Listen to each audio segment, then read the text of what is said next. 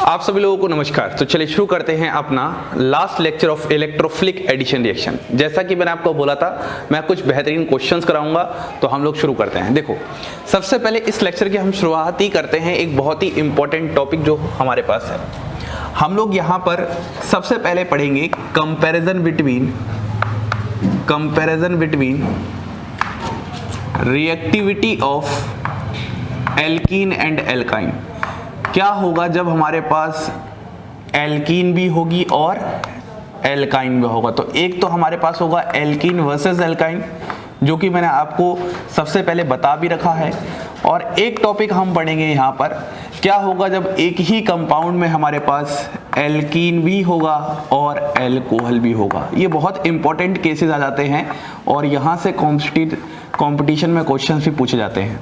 तो सबसे पहले हम इसी टॉपिक को स्टार्ट करते हैं। देखो, अगर मैं सबसे पहला एग्जांपल लेता हूँ इससे रिलेटेड, तो हमारे पास यहाँ पर इस तरीके से एल्काइन है, फिर यहाँ पर हमने इस तरीके से ले लिया और ये हमारे पास डबल बॉन्ड है। ठीक है, ये हमारे पास कंपाउंड है और हमने सामने क्या ले लिया, HBr ले लिया। अब हमें यहाँ पर इस क्वेश्चन को करना है। तो इस कंपाउंड में हमारे पास ट्रिपल बॉन्ड भी है और डबल बॉन्ड भी है। कैसे क्वेश्चन को करेंगे, देखो, पहली पॉसिबिलिटी तो हमारे पास यहाँ पर कुछ ऐसी होगी, ये इलेक्ट्रोफाइल पर अटैक करेगा और यहाँ पर आपके पास इस तरीके से Br होगा और Br क्या कर जाएगा, बाहर निकल जाएगा। बात समझ में आ रही एकदम अच्छे से। तो आपके पास यहाँ पर फॉर्मेशन कुछ ऐसा हो जाएगा। देखो, ये ऐसे और यहाँ पर आपके पास क्या आ जाएगा, H आ जाएगा और यहाँ पर क्या आ जाएगा, प्लस आ जाएगा। सबसे पहले तो आपके पास ये होगा। ठीक है, अगले स्टेप में यहाँ पर क्या होगा, आपके पास Br माइनस आएगा और Br माइनस यहाँ पर इस कार्बोकेटाइन पर अटैक कर देगा और आपके पास जो फाइनल प्रोडक्ट आ जाएगा वो फाइनल प्रोडक्ट कुछ ऐसा आ जाएगा, यहाँ पर Br और यहाँ पर H। बात समझ में आ रही है बिल्कुल अच्छे से, यहाँ पर Br और यहाँ पर H। तो एक तो आंसर आपके पास ये होगा। ठीक है, अगर मैं इस वाले केस में बात करता हूं तो यहाँ पर आप कैसी पॉसिबिलिटी समझ सकते हैं, HBr है। आप बोलोगे सर अगर ये ट्रिपल बॉन्ड से अटैक कर दे, जब ये ट्रिपल बॉन्ड से अटैक करेगा और ये बनाएगा तो देखना आपके पास क्या बनने वाला है, आपके पास कुछ इस तरीके से ये वाला double bond as it is ऐसा ही बना रहेगा यहाँ पर। ठीक है, ये वाला डबल बॉन्ड ऐसा ही बना रहेगा और यहाँ पर आपके पास अगर H आ जाएगा तो यहाँ पर आपके पास क्या आ जाएगा, पॉजिटिव। लेकिन ये जो है ये विनाइलिक कैटायन है, मैंने आपको पहले भी पढ़ाया था, और ये स्टेबलाइज नहीं होता है, ये अनस्टेबल होता है। क्योंकि ये कौन से कार्बन पर है, ये आपके पास sp कार्बन पर है और परसेंट s करेक्टर क्या होता है, डायरेक्टली प्रोपोर्शनल टू इलेक्ट्रोनेगेटिविटी। इसलिए यहाँ पर ऐसा नहीं होने वाला, यहाँ पर कैसा होता है, ऐसा होता है।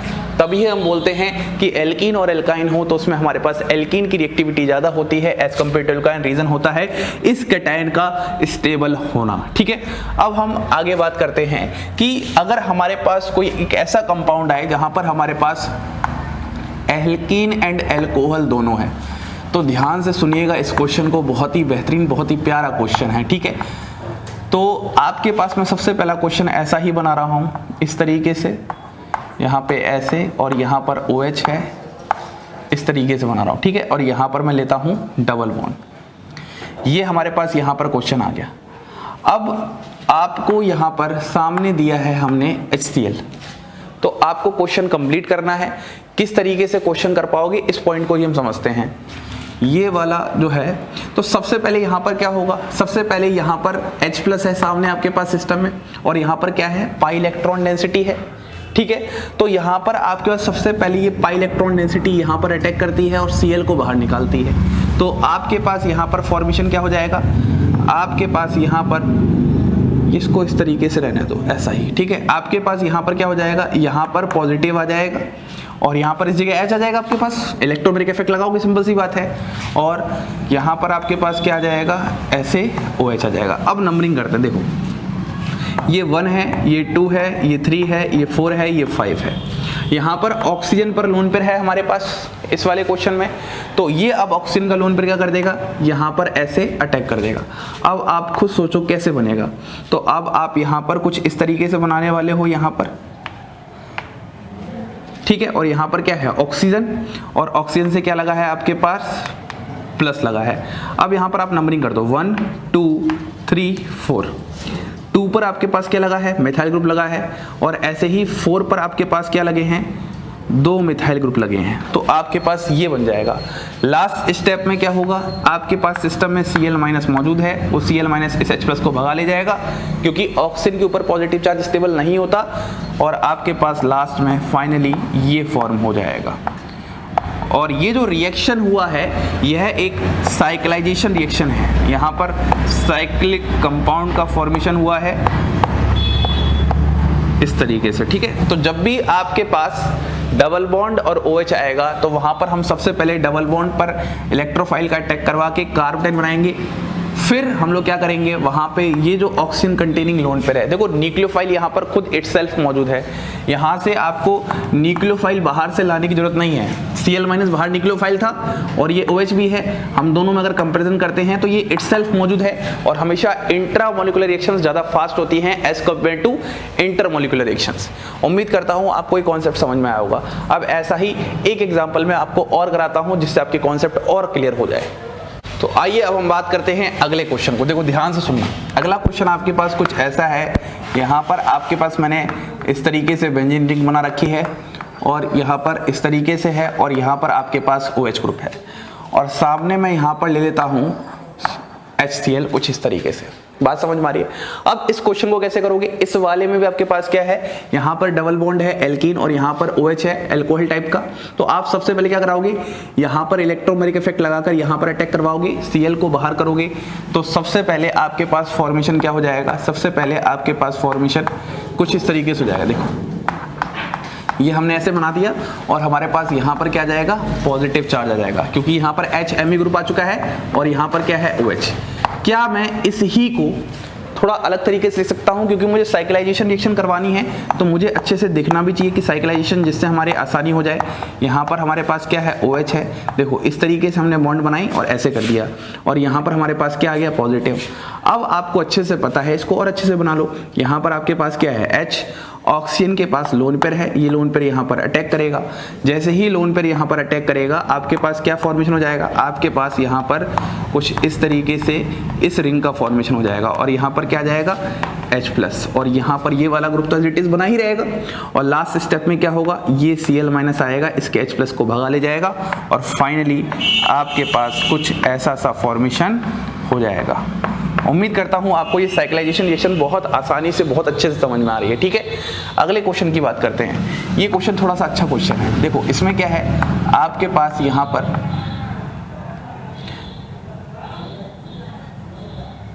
Cl ले लिया और यहाँ पर कुछ ऐसे ले लिया, ठीक है। और यहाँ पर सबसे पहले स्टेप में आपने क्या कर लिया, BH3 ले लिया, और फिर आपने H2O2/OH- लिया, ये हो गया A। और A के बाद यहाँ पर आपने ले लिया NaOH-B। अब इस क्वेश्चन को कैसे करोगे, तो आप जरा ध्यान से देखो, आपके पास यहाँ पर क्या है, एल्कीन है, और सामने ये जो रिएक्टेंट इसको देखकर क्या नजर आ रहा है, हाइड्रोबोरेशन ऑक्सीडेशन रिएक्शन। याद आ गया? उसमें क्या शॉर्ट ट्रिक थी हमारे पास, क्या करना है, एंटी मार्गनिकोव एडिशन करना है, किसका, वाटर का। याद करो क्या करना है, इसमें हमें एंटी मार्कोनिकोव रूल लगाना है, किसमें लगाना है, H+ एंड OH- में।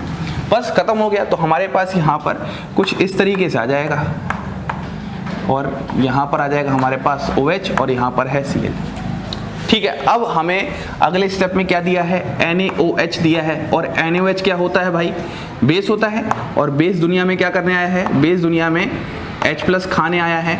कौन सा H+ खाने आया है, एसिडिक H+ खाने आया है। तो यहाँ पर सबसे ज़्यादा एसिडिक H कौन सा है, सबसे ज़्यादा एसिडिक H ये वाला है, तो यहाँ से O- बन जाएगा। अब आपको पता है सिस्टम के अंदर ही न्यूक्लियोफाइल प्रेजेंट है, और यहाँ पर क्या है, पॉजिटिव, यहाँ पर क्या है, negative. Due to inductive effect तो आप नंबरिंग दे सकते हो 1 2 3 4 5। तो यहाँ से ये अटैक करेगा इस वाले पर, और Cl को बाहर निकाल देगा, मतलब ओवरऑल आपके पास HCl बाहर निकल जाएगा, और फाइनली आपके पास यहाँ पर कुछ ऐसा सा फॉर्मेशन हो जाएगा, 1 2 3 4 5। जब भी आप कोई साइकिल बनाओ तो वहां पर आप नंबरिंग जरूर करो, वहां पर गलती होने के चांसेस बहुत बहुत कम हो जाते हैं, ठीक है। तो ये क्वेश्चंस थे हमारे पास कुछ, जहां पर एल्कीन और अल्कोहल से रिलेटेड कॉन्सेप्ट्स थे। अब हम लोग थोड़ा सा आगे बढ़ते हैं और कुछ डिफरेंट क्वेश्चंस देखते हैं जो भी अभी तक हमने इलेक्ट्रोफिलिक एडिशन रिएक्शंस पढ़ी हैं। तो आइए अब हम लोग बात करते हैं अपने अगले क्वेश्चन की तरफ। हम लोगों ने अभी तक कंपैरिजन सीख रखा है, अब अगला क्वेश्चन हमारा जो होगा वो ओजोनोलिसिस से रिलेटेड होगा। आप लोगों को मैंने ओजोनोलिसिस बहुत अच्छे से पढ़ाया है, तो मैं एक बार आपको रिवाइज करा देता हूँ बेंजीन का एग्जांपल लेके। आपको वहां पर बताना है प्रोडक्ट ऑफ ओजोनोलिसिस क्या होगा। आपके पास पता है बेंजीन यहाँ पर इस तरीके से है और यहाँ पर क्या है O3 है और यहाँ पर जिंक पाउडर होगा। आपको पता है ये रिडक्टिव ओजोनोलिसिस टाइप है। तो आप जब इसका आंसर बनाओगे डबल बॉन्ड हटाओगे, ऑक्सीजन ऑक्सीजन लगाओगे, ऐसा ही मैंने सिखाया था। डबल बॉन्ड हटाना है, ऑक्सीजन ऑक्सीजन लगाना है। अगर आप जरा ध्यान से देखोगे तो यहाँ से इस वाले को देखोगे तो यहाँ पर ऐसे आपको 3 मॉलिक्यूल ऑफ CHO मिलेंगे और CHO का नाम होता है ग्लाइऑक्सल। जरा ध्यान से देखो, एक मॉलिक्यूल यहाँ से, एक मॉलिक्यूल यहाँ से और एक मॉलिक्यूल यहाँ से। तो इस तरीके से आपके पास बेंजीन का ओजोनोलिसिस होता है। अब मान लो अगर मैं क्वेश्चन को थोड़ा सा मॉडिफाई कर दूं और आपसे पूछूं, बताइए ये जो हमारे पास यहाँ पर टॉलिन है, इस टॉलिन का हमारे पास ओजोनोलिसिस क्या होगा? तो आप बोलोगे सर कितना आसान है ये, तो फिर से वही कार्यक्रम करना है। डबल बॉन्ड हटाना है, ऑक्सीजन ऑक्सीजन लगाना है, डबल बॉन्ड हटाना है, ऑक्सीजन ऑक्सीजन लगाना है, डबल बॉन्ड हटाना है, ऑक्सीजन ऑक्सीजन लगाना है। जब आप ऐसा कर लोगे तो देखो इस वाले को देखो ध्यान से थोड़ा सा, तो ये आपके पास कुछ ऐसा बन रहा है। यहाँ पर HC डबल बॉन्ड O, यहाँ पर C डबल बॉन्ड O और Me, यही तो बनेगा। और यहाँ दोनों से क्या बन रहा है? 2 मॉलिक्यूल ऑफ CHO। इस वाले केस में 2 मॉलिक्यूल ऑफ ग्लाइऑक्सल तो बन रहे हैं, लेकिन साथ में एक मॉलिक्यूल आपके पास किसका बन रहा है? मिथाइल ग्लाइऑक्सल का। क्वेश्चन ये नहीं है, क्वेश्चन तो आपके पास ये है, अगर मैं इसका रेजोनेटिंग स्ट्रक्चर ड्रॉ करता हूं तो रेजोनेटिंग स्ट्रक्चर आपका इसका क्या होगा? देखना ध्यान से, ये डबल बॉन्ड यहाँ और ये यहाँ ऐसे और यहाँ पर क्या जाएगा? Me, और फिर आप इसका ओजोनोलिसिस करवाते हो। तो मेरा सवाल आप लोगों से ये है कि इसका जब मैंने रेजोनेटिंग स्ट्रक्चर बनाया तो डबल बॉन्ड की पोजीशन चेंज हो गई। पहले डबल बॉन्ड यहाँ था, अब डबल बॉन्ड यहाँ है। तो क्या ये सेम प्रोडक्ट मिलेंगे या प्रोडक्ट अलग आएंगे, ये आपको बताना है। मैं आपको इस क्वेश्चन की वजह 1,2 डाई सब्स्टिट्यूटेड बेंजीन की बात करता हूँ, क्योंकि ये क्वेश्चन पूछा हुआ क्वेश्चन है, IIT में आया हुआ क्वेश्चन है, तो इसकी हम बात कर लेते हैं। अगर हमारे पास 1,2 डाई सब्स्टिट्यूटेड बेंजीन है, ठीक है, बात समझ में आ रही है। मैं बात कर रहा हूं इस वाले मॉलिक्यूल की। आपके पास इस तरीके से यहां पर Me है और यहां पर Me है, ठीक है। और अगर मैं इसका रेजोनेटिंग स्ट्रक्चर ड्रॉ करता हूं तो इसका रेजोनेटिंग स्ट्रक्चर आपके पास क्या आने वाला है? इसका रेजोनेटिंग स्ट्रक्चर आपके पास कुछ ऐसा आ जाएगा। डबल बॉन्ड की पोजीशन चेंज हो जाएगी, Me और Me। बात समझ में आ रही है यहाँ तक? अब मेरा सवाल आप लोगों से ये है कि जब मैं दोनों का ओजोनोलिसिस करवाने वाला हूं तो प्रोडक्ट क्या आने वाला है? क्या प्रोडक्ट सेम आएगा या फिर प्रोडक्ट अलग अलग आएगा? पहले आप एक बात समझ लो, जो IIT में पूछा हुआ क्वेश्चन था वो ये था कि आपके पास सिर्फ ये स्ट्रक्चर बनाया था और बोला था टोटल पॉसिबल प्रोडक्ट। तो इसका जो रेजोनेटिंग स्ट्रक्चर है ये आपको खुद सोचना था। ये इसमें एक इंपॉर्टेंट बात है, आपका इसका जो रेजोनेटिंग स्ट्रक्चर है ये खुद सोचना था। उन लोगों को नहीं बताना था, उन लोगों ने तो बोला था सीधा कि इसका अगर हम ओजोनोलिसिस करेंगे तो कितने पॉसिबल प्रोडक्ट होंगे। तो अगर हम इसका रेजोनेटिंग स्ट्रक्चर ड्रॉ बनाएंगे, अगर सेम आएगा तो कोई बात नहीं है, लेकिन अगर डिफरेंट आएंगे तो टोटल पॉसिबल प्रोडक्ट तो चेंज हो जाएंगे। मेरी बात समझ पा रहे हो? तो इसलिए मैं दोनों के रेजोनेटिंग स्ट्रक्चर्स के ही ओजोनोलिसिस प्रोडक्ट बताने जा रहा हूं। देखो, अगर मैं सबसे पहले केस की बात करता हूं, डबल बॉन्ड हटाया, ऑक्सीजन ऑक्सीजन लगाया, डबल बॉन्ड हटाया, ऑक्सीजन ऑक्सीजन लगाया और डबल बॉन्ड हटाया, ऑक्सीजन ऑक्सीजन लगाया। अगर आप इतने से पार्ट को जरा ध्यान दोगे तो आपके पास यहाँ पर जो मॉलिक्यूल आएगा पहला वाला वो कुछ ऐसा आएगा, C double bond O Me। इस वाले पार्ट को जरा ध्यान दो तो यहाँ पर भी आपके पास मॉलिक्यूल कौन सा आएगा? CHO C double bond O Me। मतलब आपके पास 2 मॉलिक्यूल ऑफ मिथाइल ग्लाइऑक्सल आ रहे हैं। और तीसरे वाले केस में आपके पास ये बनेगा CHO ग्लाइऑक्सल। यहां तो आंसर ये आ चुका है। अगर मैं इस क्वेश्चन की तरफ बढ़ता हूं तो देखो जरा ध्यान से, डबल बॉन्ड हटाया, ऑक्सीजन ऑक्सीजन लगाया, डबल बॉन्ड हटाया, ऑक्सीजन ऑक्सीजन लगाया, डबल बॉन्ड हटाया, ऑक्सीजन ऑक्सीजन लगाया। देखो, अगर मैं इस वाले की बात करता हूं इतने पार्ट की, तो आपके पास जो स्ट्रक्चर आएगा वो कुछ ऐसा आएगा। इसका नाम होता है डाई मिथाइल ग्लाइऑक्सल। ठीक है, 2 H हटाकर ME आ गया, और यहाँ से आपके पास 2 मॉलिक्यूल ऑफ CHO आएगा। अब देखो दोनों के प्रोडक्ट अगर आप कंपेयर करोगे तो अलग अलग आ रहे हैं, इसीलिए ये क्वेश्चन बहुत इंपॉर्टेंट हो जाता है। तो आपके पास यहाँ पर जो नेट पॉसिबल प्रोडक्ट आते हैं, जो नेट पॉसिबल प्रोडक्ट्स आते हैं वो जरा ध्यान से सुनिएगा। हम बोलेंगे एक मॉलिक्यूल यहाँ है तो 3 मॉलिक्यूल आपके पास क्या आ रहा है, ग्लाइऑक्सल आ रहा है, इसी को बोलते हैं हम लोग ग्लाइऑक्सल। 2 मॉलिक्यूल हमारे पास क्या आ रहा है, मिथाइल ग्लाइऑक्सल। 2 मॉलिक्यूल हमारे पास आ रहा है मिथाइल ग्लाइऑक्सल, और 1 मॉलिक्यूल आ रहा है हमारे पास डाइमिथाइल ग्लाइऑक्सल। तो ये हमारे पास इसके नेट पॉसिबल प्रोडक्ट हैं, इस बात को आप ध्यान रखिएगा। अब इस क्वेश्चन को मैंने बता दिया है, ये क्वेश्चन आप खुद ट्राई करना। इसका रेजोनेटिंग स्ट्रक्चर बनाया मैंने, इसके ओजोनोलिसिस प्रोडक्ट इसके साथ सेम होंगे कि अलग अलग होंगे। अब उसको देखकर अलग अलग मत बोलने लग जाना, आप पहले बनाना, प्रोडक्ट लिखना और फिर कंपेयर करना। तो इसीलिए बेंजीन और उसके डेरिवेटिव का जो ओजोनोलिसिस है वो बहुत इंपॉर्टेंट हो जाता है, क्योंकि आपको वहां पर रेजोनेटिंग स्ट्रक्चर्स के बारे में सोचना पड़ता है। ऐसे ही और कुछ बेहतरीन एग्जाम्पल्स मैं आपको लिखता हूं और करवाता हूं। तो अब हम बात करते हैं कुछ इन क्वेश्चंस की, ठीक है। सबसे पहला क्वेश्चन जो है आपका, वो आपको कुछ ना कुछ ब्यूटाडाइन सिस्टम जैसा नजर आ रहा है, कुछ इस तरीके से, ठीक है। और यहाँ पर आपके पास HBr के पास एक बार हाई टेम्परेचर मेंशन है और एक बार लो टेम्परेचर मेंशन है, और आपको अच्छे से पता है कि जब हाई टेम्परेचर होता है तो वहाँ पर 1,4 एडिशन प्रोडक्ट होता है, और जब लो टेम्परेचर होता है तो वहाँ पर 1,2 एडिशन प्रोडक्ट फॉर्म होता है। तो आप सबसे पहले इस डबल बॉन्ड पे इलेक्ट्रोमेरिक इफेक्ट लगा दो, यहाँ पर नेगेटिव और यहाँ पर पॉजिटिव। इस वाले केस में क्या होता है, न्यूक्लियोफाइल वेट करता है, तो यहाँ पर डबल बॉन्ड रेजोनेंस करके आंसर आएगा। तो सबसे पहले यहाँ पर आपने H लगा दिया, यहाँ पर आपने ऐसे बनाया, यहाँ डबल बॉन्ड आया, और इस जगह क्या आ जाएगा आपके पास Br और Me। एक आंसर तो आपके पास इस तरीके से आ जाएगा, और आप इसको सिंपली ऐसा भी दिखा सकते हो, कोई दिक्कत नहीं है, ठीक है। ये हो जाएगा आपका 1,4 एडिशन प्रोडक्ट। अगर इस केस की बात करता हूं तो इसमें आप क्या करोगे, दोबारा से फिर से आप यहाँ पर H लगा दोगे, यहाँ पर इस बार Br आएगा, और डबल बॉन्ड ऐसा का ऐसा ही बना रहेगा, और यहाँ पर क्या जाएगा Me, और इस H को आप हटाकर यहाँ पर ये इसी के अंदर अंडरस्टूड हो जाएगा।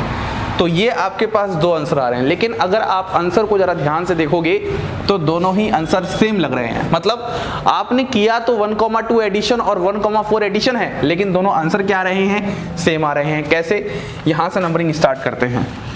मतलब मान लो यहाँ से करते हैं, ये हमारे पास 1 है, नंबर 1 कार्बन, ये हमारे पास नंबर 2 कार्बन है, ये 3 है, ये 4 है और ये 5 है। इस वाले में यहाँ से स्टार्ट करते हैं, ये 1 है, ये 2 है, ये 3 है, ये 4 है, ये 5 है। अगर आप देखोगे तो सब में same number of carbon atom है, जहाँ पर Br लगा है वहीं पर यहाँ पर Br लगा है, जहाँ पर डबल बॉन्ड है वहीं पर यहाँ पर डबल बॉन्ड है। तो यहाँ पर आपके दोनों प्रोडक्ट क्या हैं, ये सेम। तो इम्पोर्टेंट बात मुझे इस क्वेश्चन से ये समझाना था कि जो आपका 1,2 एडिशन और 1,4 एडिशन है, ये सिर्फ ब्यूटाडाइन सिस्टम से मतलब रखती है कि आपने ब्यूटाडाइन सिस्टम पे क्या किया है, अप्लाई किया है। ये कार्बन चेन से मतलब नहीं रखती है। अब कार्बन चेन सेम आ जाए तो उससे इसमें क्या दिक्कत है। तो सिंपल सा ये क्वेश्चन है जो कि बहुत बेहतरीन क्वेश्चन है। देखने में आपको लगेगा कि हमने गलत किया है, आंसर सेम आ रहे हैं, लेकिन आपने सिस्टम को देखकर बिल्कुल सही अप्लाई किया है। अब हम बात करते हैं अगले क्वेश्चन की तरफ। देखो, साइक्लोऑक्टा 135 ट्राइन। तो सबसे पहले आप इसको बना लो, साइक्लोऑक्टा। आपके पास इस तरीके से 8 मेंबर रिंग होगी और नंबरिंग कर दो 1 2 3 4 5 6 7 8। 135 का है तो देखो 1 पे आ जाएगा, 3 पे आ जाएगा और 5 पर आ जाएगा। इस तरीके से आ जाएगा आपके पास। और आपके पास सामने क्या है, Br2CHCl3। ये आपके पास पोलर सॉल्वेंट है, तो यहाँ पर कैसा होगा, 1,4 एडिशन होगा। ये बात सबसे इंपॉर्टेंट है। तो ये Br2 क्या दिखाएगा, 1,4 एडिशन, मतलब 1,4 एडिशन टाइप, क्योंकि ये सिस्टम ब्यूटाडाइन ही ना, अरे ब्यूटाडाइन नहीं है, ये पॉलीन है, यहाँ पर 2 से ज़्यादा है तो ये 1,4 एडिशन टाइप, मतलब ये देखो यहाँ पर देखो, आप सबसे पहले इलेक्ट्रोमेरिक इफेक्ट लगाओगे यहाँ पर, तो आपने सबसे पहले यहाँ पर क्या लगा दिया, Br लगा दिया। ध्यान से देखते जाना जो मैं बता रहा हूँ, फिर मैं बताता हूँ ये कौन सा टाइप है। बहुत अच्छा क्वेश्चन है ये। यहाँ पर Br आ गया और यहाँ पर क्या आ गया, पॉजिटिव आ गया। फिर इस वाले केस में आप ऐसा करोगे, अब ये वाला डबल बॉन्ड यहाँ पर शिफ्ट करेगा, फिर यहाँ पॉजिटिव आएगा, फिर ये डबल बॉन्ड यहाँ शिफ्ट करेगा। तो फाइनली आपके पास रेजोनेटिंग स्ट्रक्चर बनाने के बाद क्या आ जाएगा, कुछ ऐसा आ जाएगा। यहाँ पर Br है, यहाँ डबल बॉन्ड है, यहाँ डबल बॉन्ड है, यहाँ पॉजिटिव है, और फिर Br नेगेटिव यहाँ पर आएगा और ये यहाँ पर अटैक कर जाएगा। तो फाइनली आपके पास आंसर क्या आ जाएगा, फाइनली आपके पास आंसर ये आ जाएगा, यहाँ पर Br डबल बॉन्ड और यहाँ पर Br। अब आप नंबरिंग करो, कैसे करोगे, 1 2 3 4 5 6, तो हम इसको बोलेंगे 1,6 एडिशन। क्या बोलेंगे, 1,6 एडिशन, क्योंकि हमारे पास ये जो सिस्टम है ये पॉलीइन है, जिसको हम बोल सकते हैं ज़्यादा अच्छे से ट्राईन। ये हमारे पास डाइन नहीं है, लेकिन रिएक्शन कुछ डाइन जैसा ही दिखाएगा। तो ये एक अच्छा सा क्वेश्चन था, बस आपको अपने कॉन्सेप्ट्स को सही तरीके से अप्लाई करना है जैसे आपने डाइन्स के केस में किया हुआ है। अब हम इस क्वेश्चन की तरफ बढ़ते हैं। देखो इस वाले केस में क्या है, आपके पास NaOCl है, तो सबसे पहले आप जब इलेक्ट्रोमेरिक इफेक्ट लगाओगे तो यहाँ पर नेगेटिव और यहाँ पर पॉजिटिव, क्योंकि M ही अपना इलेक्ट्रॉन लीजिंग ग्रुप लगा रहा है, तो वहाँ पर कार्बोडाइन स्टेबल होगा। तो NaOCl को जब आप ब्रेक करोगे तो ये होता है NO+ और Cl-। Cl की इलेक्ट्रोनेगेटिविटी नाइट्रोजन से ज़्यादा होती है, और अच्छे से बताऊं तो ये समथिंग 3.3 होती है और ये करेक्ट 3 होती है। ठीक है, अलग अलग बुक्स में अलग अलग डेटा है, लेकिन हम यहाँ पर ये मान के चल रहे हैं नाइट्रोजन की इलेक्ट्रोनेगेटिविटी कम होती है और Cl की ज़्यादा होती है। तो अब आप खुद बताओ, प्लस पर माइनस लगाओ और माइनस पर प्लस लगाओ। यहाँ पर M ही आ गया, तो प्लस पर क्या जाएगा, Cl, और यहाँ पर क्या जाएगा, NO। NaOCl को हम लोग टिल्डेंस रिएजेंट भी कहते हैं, बस नाम है, याद कर लो। या फिर इसका नाम क्या होता है, नाइट्रोसिल क्लोराइड, इसका नाम होता है नाइट्रोसिल क्लोराइड। अब अगर हम Cl2 और H2 की बात करते हैं तो ये हमारे पास कैसा केस है, addition of halogen in case of non inert solvent. तो यहाँ पर हमारे पास क्या निकल के आएगा, एक तो इलेक्ट्रोफाइल Cl+ निकल के आएगा प्लस OH-। आपको पता है OH- को हम लोग यहाँ लगाएंगे तो Me और एंटी एडिशन होता है OH और यहाँ पर Cl। ये कौन सा मैकेनिज्म फॉलो करेंगे, नॉन क्लासिकल कार्बोकेटाइन वाला मैकेनिज्म फॉलो करेंगे। इस तरीके से आपके पास ये क्वेश्चन हो जाएगा। इस क्वेश्चन की बात करते हैं, अगर आपको जरा याद आ रहा हो तो हमने ऐसा कुछ पढ़ा था, ऑक्सीमर्क्यूरेशन, है ना, याद आ गया, ऑक्सीमर्क्यूरेशन के टाइप पे ऐसा हमने कुछ सीखा था।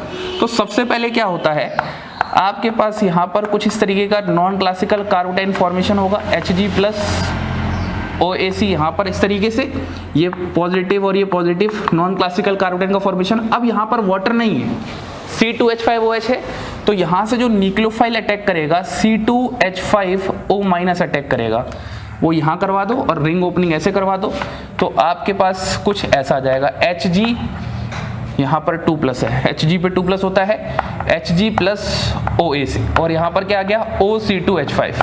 फिर NaBH4 से क्या निकलता है, H- निकलता है, वो H- यहाँ पर अटैक कर देगा और इसको बाहर निकाल देगा। तो फाइनली यहाँ पर लिख देता हूँ मैं, इसका आंसर ये आ जाएगा, यहाँ पर H और यहाँ पर OC2H5। इस तरीके से आपके पास यहाँ पर क्वेश्चन हो जाएगा। उम्मीद करता हूँ आपको ये समझ में आ रखे हैं सारे के सारे क्वेश्चन। अब एक लास्ट क्वेश्चन और देखते हैं, जहाँ पर हम ड्यूटेरियम वगैरह लगाकर अपने प्रोडक्ट कंप्लीट कर रहे होंगे।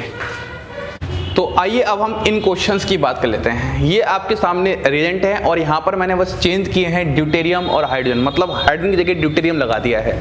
अगर आप यहाँ पर रिएजेंट सारे ध्यान से देखोगे तो आप लोगों को मैंने पढ़ाया था एल्कीन पर एडिशन ऑफ वाटर, याद आया, और एडिशन ऑफ वाटर को ही हम क्या कहते हैं, हाइड्रेशन ऑफ एल्कीन।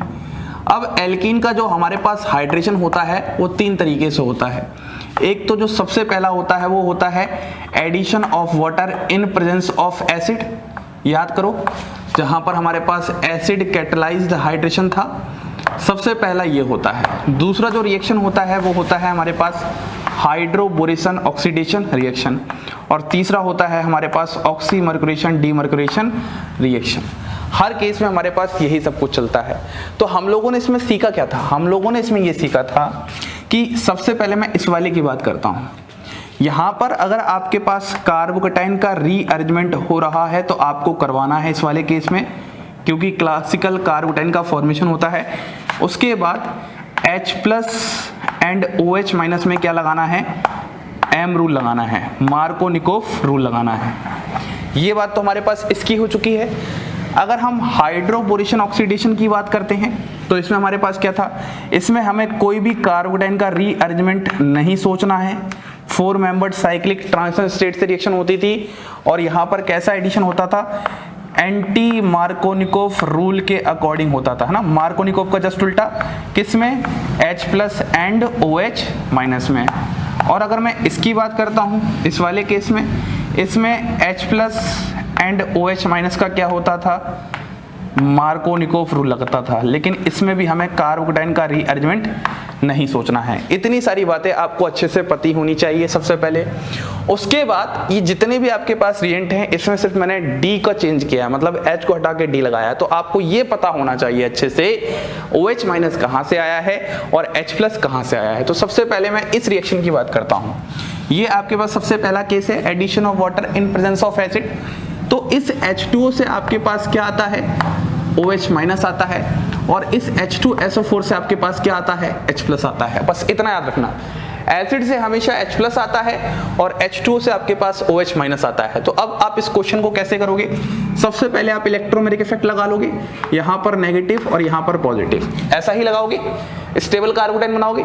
अब आपको नेगेटिव पर पॉजिटिव लगाना है और पॉजिटिव पर नेगेटिव लगाना है। तो एक पाई बॉन्ड हटाया, 2 सिग्मा लगाया। अब आप यहाँ पर देखो, यहाँ पर कोई ड्यूटेरियम है? नहीं है। तो आप यहाँ पर क्या कर दोगे? यहाँ पर OH लगा दोगे और यहाँ पर H। कितना आसान है, ये तो आप कर लोगे। और यहाँ पर कोई कार्बोकेटाइन का रीअरेंजमेंट भी नहीं होगा। फर्दर इस वाले क्वेश्चन की बात करते हैं। यहाँ पर जरा ध्यान से देखना, CH3 CH CH2, बात समझ में आ रही है बिल्कुल एकदम अच्छे से? देखो यहाँ पर D2O है, तो यहाँ से क्या आ जाएगा आपके पास? OD- आ जाएगा। और इस वाले केस में आपके पास क्या आ जाएगा? H+ आ जाएगा। आपको पता है नेगेटिव वाला पार्ट यहाँ लगाओगे तो यहाँ पर आपके पास OD आ जाएगा और यहाँ पर आपके पास H आ जाएगा। इतना इस तरीके से आपको ध्यान रखना है। इस वाले क्वेश्चन की बात करते हैं, बहुत ही आसान है। इस वाले में आपके पास OH तो रहेगा ही रहेगा, लेकिन इस बार आपके पास D+ आ जाएगा, तो यहाँ पर D आ जाएगा। ठीक है, आ रही बात समझ में? अब देखो ये आपके पास क्या है? हाइड्रोबोरेशन ऑक्सीडेशन है। इसमें याद करो, इसमें क्या होता था? बताओ क्या करते थे आप लोग? जो BH3 वाला पार्ट था उससे क्या आता था आपके पास? याद आ गया? H+। इस बात को ही नहीं भूलना है। और इस वाले पार्ट से आपके पास क्या आता था? OH- आता था। तो जब आप सबसे पहले इस वाले केस में आंसर बनाओगे तो यहाँ पर कुछ ऐसा हो जाएगा, CH3 CH2। अब यहाँ पर आपके पास ये जरूर है, ये था आपके पास इस वाले कॉन्सेप्ट के लिए, लेकिन अब आपको यहाँ पर क्या लगाना है? Anti Markovnikov rule. Negative part वहां जाएगा जहां पर क्या होंगे आपके पास? ज्यादा नंबर ऑफ हाइड्रोजन।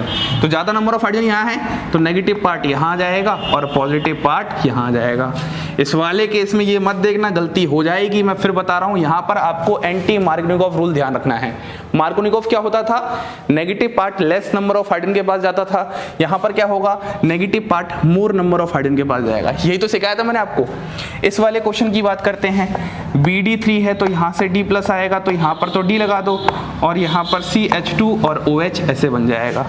इस क्वेश्चन की बात करते हैं, दोनों से D आएगा तो यहाँ पर CH3 CHD और यहाँ पर CH2OD ऐसा बन जाएगा। तो इस तरीके से आपको आंसर कंप्लीट करना आना चाहिए। इस क्वेश्चन की बात करते हैं, बहुत ही आसान क्वेश्चन है। सबसे पहले इस वाले पार्ट से आपके पास क्या आएगा? OH- आएगा, और इस वाले पार्ट से क्या आएगा आपके पास? H+ आएगा। अब इस वाले केस में आपको एज इट इज इसकी तरह करना है, क्योंकि इसमें भी क्या लग रहा है? Markovnikov rule. इसमें और इसमें मार्कोनिकोफ रूल है, लेकिन इस वाले पार्ट में क्या है? एंटी मार्कोनिकोफ रूल है। तो इस वाले केस में आंसर क्या आ जाएगा? CH3 CH CH2। यहाँ पर क्या जाएगा आपके पास? OH, और यहाँ पर H की जगह यहाँ क्या है? D। अरे H+ तो आता था, लेकिन ये क्या है? D है। तो यहाँ से आपके पास क्या आ जाएगा? D+, तो ये आ जाएगा D। तो इस चीज को आपको ध्यान रखना है। ऐसे आपके सारे के सारे क्वेश्चंस बन जाएंगे। तो हमेशा जब एग्जामिनर अगर फंसाना चाहेगा तो आपको ड्यूटेरियम के खेल में फंसा देगा। ड्यूटेरियम एक्सचेंज रिएक्शन बहुत इंपॉर्टेंट होती हैं। आपको मैकेनिज्म जो सिखाया जाता है वो इसीलिए सिखाया जाता है, कौन सा रिएजेंट का पार्ट कहाँ से आता है और किससे क्या वहाँ पर लगता है। आ रही बात समझ में? कोई दिक्कत तो नहीं है?